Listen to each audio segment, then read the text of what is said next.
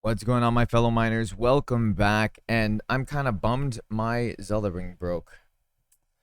Yeah, a little bit bummed on that. But anyways, today I wanted to talk about some more Ravencoin Lite. And regarding Ravencoin Lite and overclocking your cards specifically.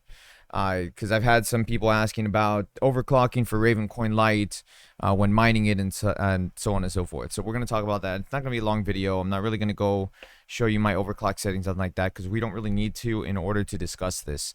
So first things first, something you have to understand about Ravencoin Lite, it's based off of Ravencoin's old algorithm, right? So the X16R algorithm, which is actually 16 different algorithms that it uses to mine the coins. Ravencoin switched over to Kapow because the X16R favors ASIC miners. And so that's why Ravencoin had switched over. Ravencoin Lite, or the people behind Ravencoin Lite, already said that if the market starts to get flooded with ASIC miners, then they're going to do something about that and switch it over to something else as well. So that's something to look forward to or keep in mind. Anyways, we're not talking about just mining it specifically, but we're talking about overclock settings. And so the reason why overclock settings are actually really difficult to do for Ravencoin Lite is because it's mining on 16 different algorithms. If it was just one algorithm, then okay, we could sit down and talk about overclocking for that specific algorithm. So like if it's Kapow, if you're mining Ravencoin, you can actually, you sit down and you set your overclock settings. Once you have them set, you don't touch it, and then you're good to go. You can mine, right? So on Ravencoin Lite, it's not the same thing. It's different in that regard because, again, like I said, it's running on 16 different algorithms. Out of everything, the only thing that I've noticed really that has any impact on Ravencoin Lite, as far as the mining goes and getting your hash rate going, the only thing I've really seen have an impact at all, honestly, is your power limit and your I think your core clock. Like if you drop it, like if you do for Ergo, it's going to reduce your hash rate drastically. Same thing, memory clock. If you lower your memory clock down, it's gonna drop your hash rate. So the higher power limit that you have, in theory, the more hash rate you're gonna get. There is a limit to it though, so you can't just crank up your power limit all the way and expect to get more hash rate on this. That doesn't seem to work. What's going on is you find that sweet spot where you can lower it to, and that's where you're going to stay. So I can't drop my power limit. Like if I'm mining Ergo, for example, you drop your power limit all the way down. I can't do that when mining Ravencoin Lite. If I do that, it's going to tank my hash rate. So I got to find that spot where I can lower the power limit down to where it's not reducing my hash rate anymore. And so that's honestly what I've been doing. So we can talk about power limit at least, right? So on my 3060, I have it set my power limit at 80. Okay, if I drop it down anymore, maybe I can go down to 75, and I mean I'll lose maybe like a little bit of hash, but it won't make that big a difference. So it's really dependent on you. But 80 seems to be the sweet spot that I'm happy with. The card doesn't go any higher than 60C. My fan speed, I do have to crank it up a bit. It's going to be on 90C or 90C. It's going to be on 90%.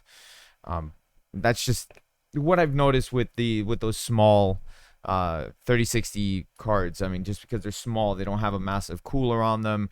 Hell, my 1060 actually cools better than my 3060 does, just because it's a bigger card, so it has a bigger cooler on it, so it's more efficient with the cooling than my 3060 is. But that's besides the point. Anyways, so like for my 2070, I have it set at 80%, and my 1080 I have them all set at 80%. That seems to be where I get the best hash rate out of the cards for them. The 2070 is a whole nother discussion though, because very interesting enough, the 2070 does drastically outperform the 3060 when it comes to mining Ravencoin Lite. Whereas if I'm mining Ravencoin, just normal Ravencoin, they're equal. If I'm mining Ergo, they're about equal. So it's very, very interesting that the 2070 outperforms the 3060. If you guys have a touring card, I want to know what your hash rate is with your touring card. So if you have a 2060, 2070, 2080, 2060 Super, 2070 Super, 2080 Super, 2080 Ti, whatever. If you have a touring card, I want to know. Sound off in the comment section below, because I want to know what you guys are getting for your hash rate mining on your touring cards. Because my theory is that for this algorithm, the touring cards are the better cards to mine with. I don't know why. Maybe because they draw more power. I don't know.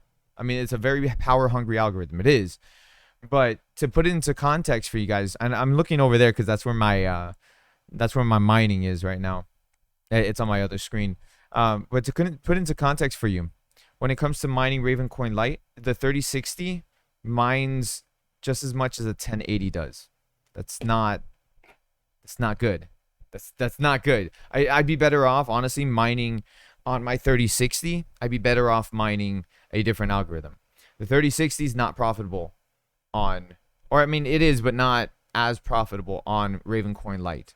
I guess we could have just a discussion on the 3060 when it comes to Ravencoin Lite.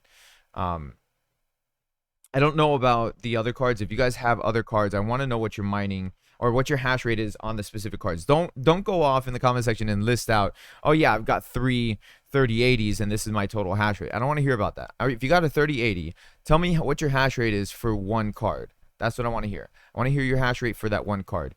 My 2070 goes anywhere between 25 mega hash to 32 mega hash.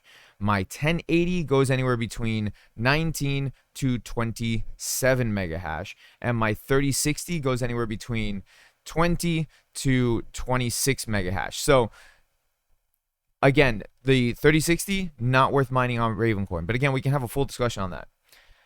Thank you guys so much for watching, and it's a quick video. Like I said, hit the thumbs up, subscribe if you guys are new, all that stuff. I'm so glad that you guys are here supporting the channel, helping me out, helping to grow. It's been fantastic. It's been a great ride. I appreciate every single one of you guys. Sound off in the comment section. Let's have those discussions. Let's keep the community growing, and everybody, just thank you and happy mining.